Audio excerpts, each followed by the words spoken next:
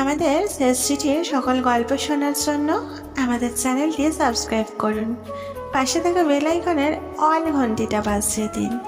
চলুন বন্ধুরা, গল্পে যাওয়া যাক।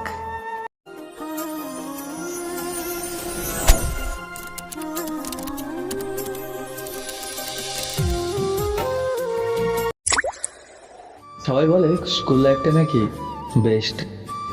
আমারটাও বেস্ট ছিল। স্কুল লাইফে প্রথম সবাই ভালোবাসতে শিখে, আমিও শিখেছিলাম। শুধু দুঃখ একটাই, আমার ভালোবাসা সম্পূর্ণ হলো না। আর সম্পূর্ণ হবে কি করে? তুই তো ছেড়ে গেলি মাঝপথে একা ফেলে। আমি যাকে ভালোবাসতাম তার নাম ছিল দিয়া। আমাদের বাড়িও ছিল এক জায়গায়, আর স্কুলটাও ছিল একটাই।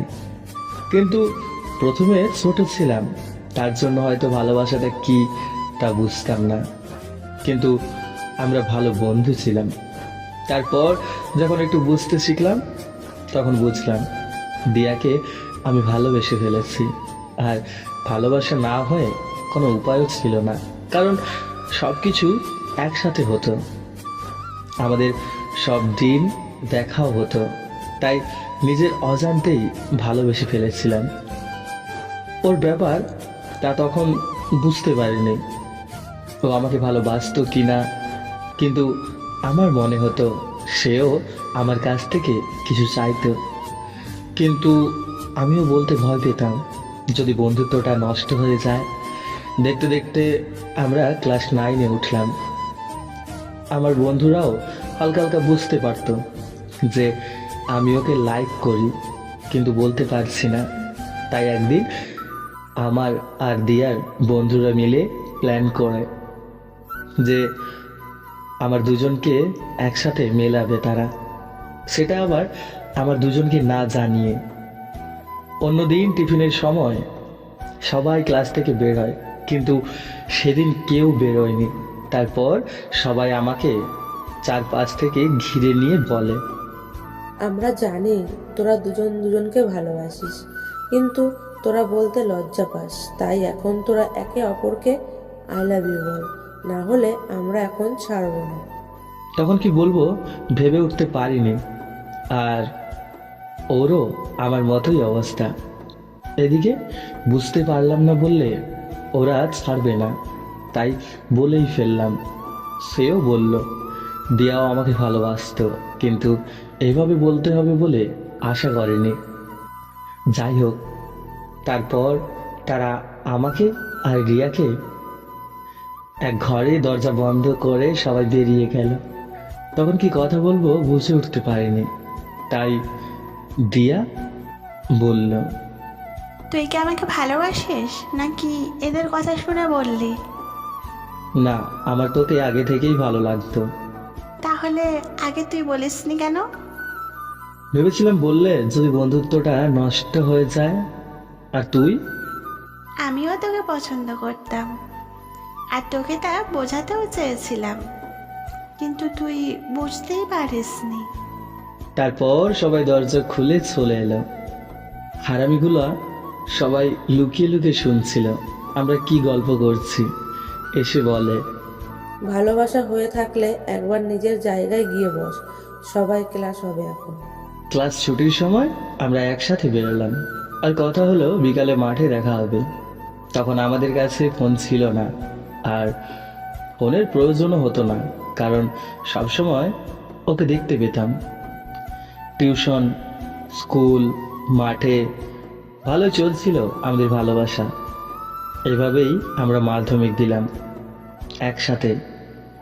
ভালোবাসতে কোনো সময় ঝগড়া হতো, আবার ঠিক হয়ে যেত। এরপর আমাদের ওই স্কুলে সায়েন্স না থাকার কারণে আমাকে বাইরের স্কুলে ভর্তি হতে হলো। আর আমি বাড়িও বেশি আসতে পারতাম না। মাঝে মাঝে আসতাম, কিন্তু বেশি দিন থাকতাম না। এই জন্য দেখা করারও সম্ভব হতো না। আর ওর ফোন না থাকার কারণে কথা হতো না আমাদের। তারপর মোটামুটি 1 বছর পর আমি পরীক্ষা দিয়ে যখন বাড়ি আসি, তখন ওর বান্ধবীর কাছে শুনলাম ও নাকি অন্য ছেলেকে ভালোবাসে। প্রথমে বিশ্বাস হচ্ছিল না, তারপর একদিন দেখলাম ও সেই ছেলেটার সাথে ঘুরছে। তাকে কিছু বলতে পারিনি, মনে মনে বলেছিলাম সুখে থাকিস। সময়ের সঙ্গে সঙ্গে অনেক কিছু বদলে যায়। এক সময় যে সম্পর্ক এতটা গভীর ছিল, সেই সম্পর্ক এখন যেন হারিয়ে যায় স্মৃতির পাতায়। আমি দিয়ার কথা ভুলে যাওয়ার চেষ্টা করেছিলাম, কিন্তু কিছু অনুভূতি ভুলে যাওয়া সম্ভব নয়। তবে বাস্তবতাকে মেনে নিয়ে নিজের জীবনে এগিয়ে চলার চেষ্টা করেছিলাম। প্রায় 5 বছর পর একদিন হঠাৎ করে আমাদের ছোট্ট শহরে ফিরে এলাম। কাজের ব্যস্ততায় শহরের বাইরে থাকতে হয়েছিল এতদিন। সেদিন সন্ধ্যায় পুরনো মাঠের পাশ দিয়ে হাঁটতে হাঁটতে মনে হচ্ছিল যেন শৈশব আর কৈশোরের সমস্ত স্মৃতি ফিরে এসেছে। সেই মাঠ, সেই গাছ, সেই পরিচিত রাস্তাগুলো মনে করিয়ে দিল দিয়ার সঙ্গে কাটানো মুহূর্তগুলো।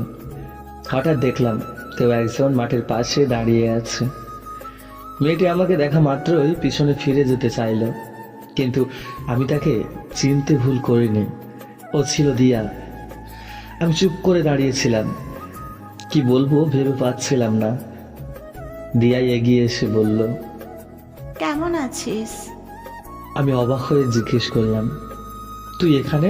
এতদিন পর দেখা, ভাবতেও পারিনি।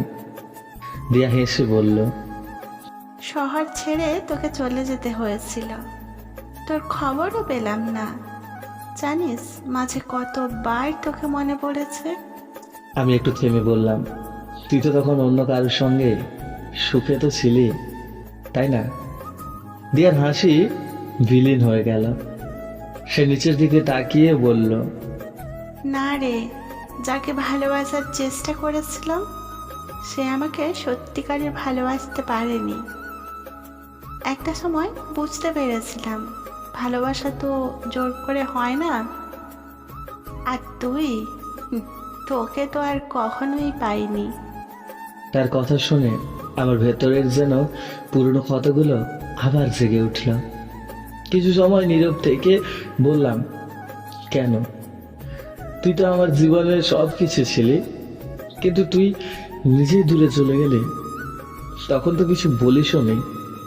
দিয়া চোখের কোণে জল নিয়ে বলল, তোর থেকে দূরে যাইনি রে, পরিস্থিতি আমাকে বাধ্য করেছিল। আমাদের জীবনে হয়তো সব গল্পের শেষ এক হয় না। আমি নরম গলায় বললাম, তাহলে এখন তুই কি চাস? দিয়া এক পা এগিয়ে এসে আমার দিকে তাকিয়ে বলল, এখন চাই বাকি জীবনটুকু যদি তোকে আবার পাই, তাহলে আর কিছুই চাইবো না। ওর কথাগুলো যেন আমার মনের সমস্ত জমে থাকা বরফ গলিয়ে দিল। আমি বললাম, তুই কি জানিস তোকে ছাড়া এই 5টা বছর আমার কিভাবে কেটেছে? আমি তো আজও তোকে ভুলতে পারিনি। সেদিন আমাদের কথাগুলো যেন শৈশবের সেই বন্ধুত্ব আর কৌশলের ভালোবাসার স্মৃতি ফিরিয়ে এনেছিল।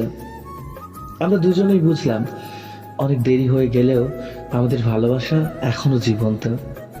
সেদিন চাঁদের আলোয় মাঠের পাশে দাঁড়িয়ে আমরা প্রতিজ্ঞা করেছিলাম, এবার থেকে আর কেউ আমাদের আলাদা করতে পারবে না। সো বন্ধুরা, আমাদের গল্পটা যদি আপনাদের কাছে ভালো লাগে, আমাদের চ্যানেলটি সাবস্ক্রাইব করুন। আর এরকম ছোট ছোট্ট গল্প শোনার জন্য পাশে থাকা বেল আইকনের অল ঘন্টিটা বাজিয়ে দিন, আর একটু শেয়ার করে দিন বন্ধুরা। আর হ্যাঁ, লাইক কমেন্ট করতে ভুলবেন না যেন। ধন্যবাদ।